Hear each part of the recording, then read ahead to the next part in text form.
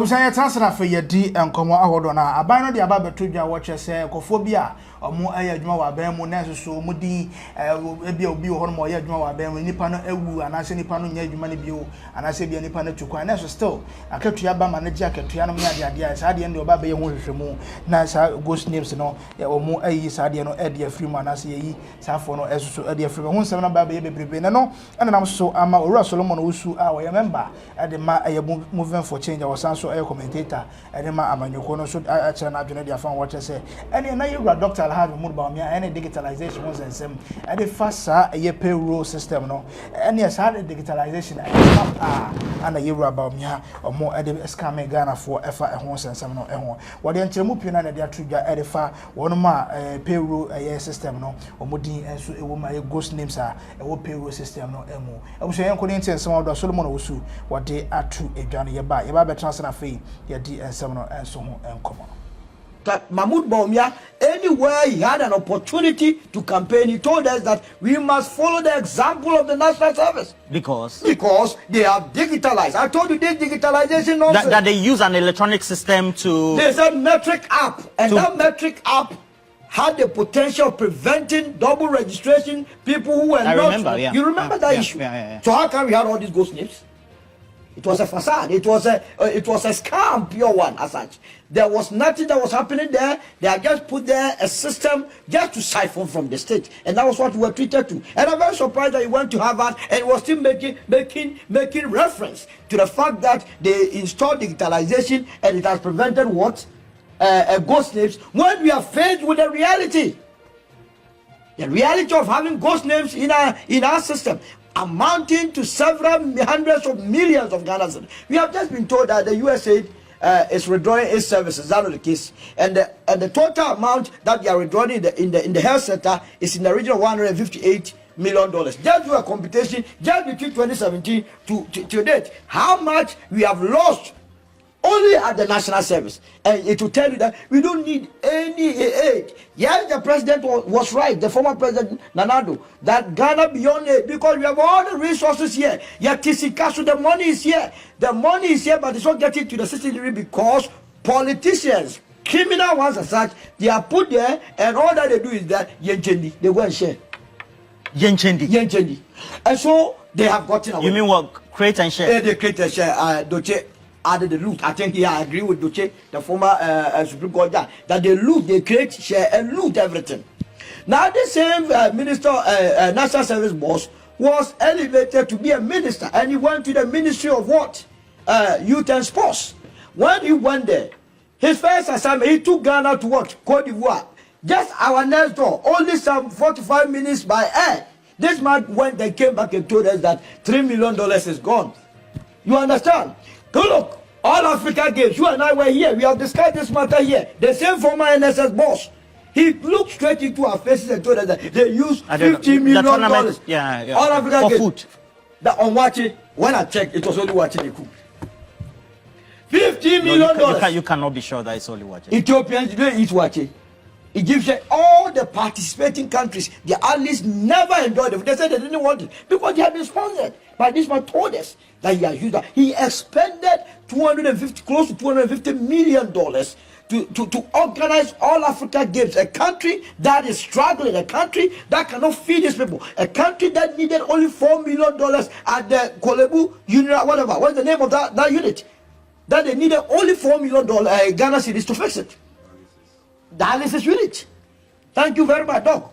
So we are dealing with such characters in our system, and I'm very surprised that the OSP is now telling us that he's doing investigation. Look, this government, John Mahama, if he doesn't know, if he fails to deal with the issue of corruption, I'm telling you, he may run away in the middle of his administration. He will run away in the middle of. The is not ready to accept anything. He must know. Right, I'm saying people put in your Solomon Wusu and a Chagwin a ghost names a war a payroll system, a war a micro Krogan and say home and some I don't know. Your transfer fee, your D and common in common.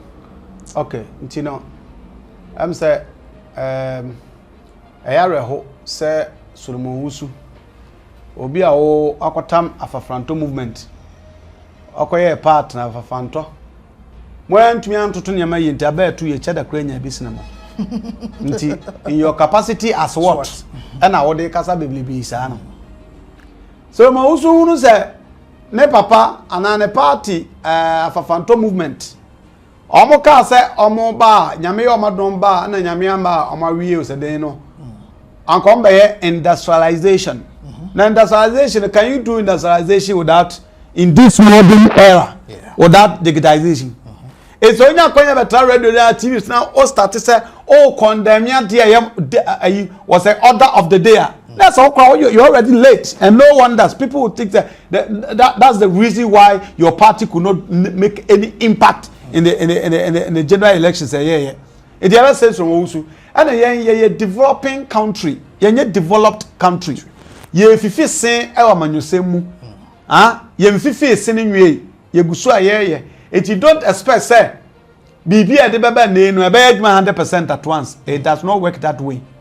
Until so ba ka tell me say adentina e da so ghost names e wo system ni mu a nipa na ma no nsia bo na emom ade no gusu a e kono ano eno a ba recycle yi nipa na bebrebe afrim and make us say nipa na ma no nsia bo yi e yampa because say nya sam ne yanka Obia or payrolls biano.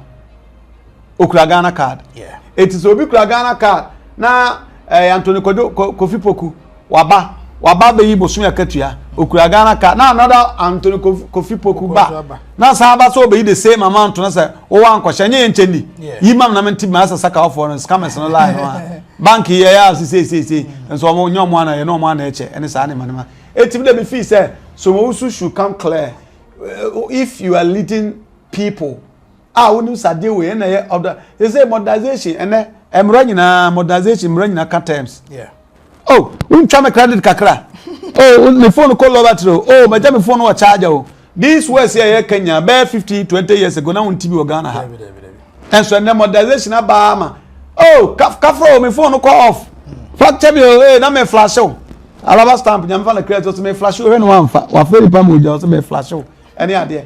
It's modernization there, but let's all embrace it. Na yen training ye, na negativity on na swiping it off. So I say, name was say the first about me and the buy. I say, ya to about you medical catches after elections. No campaign. It ya to about you na so that so e kura say subanem say you want to attack Bawumia. Listen, Bawumia me pe de mi hunu no. Only say sebe imprede as sebe. Agro kakra on ni so ni ade ba papa na dwiri mu do papa na o say kura humility bia ye de kan nipa bom ni ade me se na yire Samira so yo bia usunsum emra obecha me osisia or the kasa like the kasa yo bia you cannot stop listening to her o kasa na kasa de minim say on sa na manema na I don't know eti yeso ton akodo ayirimulika me de come here say Bawumia was one humble guy okotwa nkofo a omoye arrogant efimfin and amaye ntumi hu mfaso papa e wono so ko papa no he also want to think ahead sure. So that's a house near the only African country America for kra at kai digitalization in wasam Harris Kamala Harris o kan wasam so Ghana for bomb power digitalization so how dare you say Obama say you want to run down the system because they still have some negative saying irregularities and normal but you so aye kuye nim no na niam nyina ayeye ti ato abawi a momma Bawumia din na so vision wo no fato ne yenko nya say mema no asa grasese mema na okopo ba me so me kono kokachiro bansa you are saying atama no say so what no no on the channel and a probably no KFC so on the channel ya bro Kofi number appear video so me ba ma so what the channel na mo review kwan me so person to pizza and edam we do and drink bia ope so what I say me no my you say na ba be we say baba do so what I say me coach me wa kona na kinke we na ope na kinke do no boss for we tro so kona ya ma ne hwe e ko mo ku watch me watch me can do betumi ayan kwa be feel me enti ba me digitalization abantu so dia ya dia hen yes eni ade oso me anya sa dia de bia na mama me kasa ya tentem so am mpese me attack obi but me de se medika kasa me ni na tem se me ta asem na me tan nipa enti omo so form policies bra Right, so we have any common in this one. What you share the comment section. I say, amaye.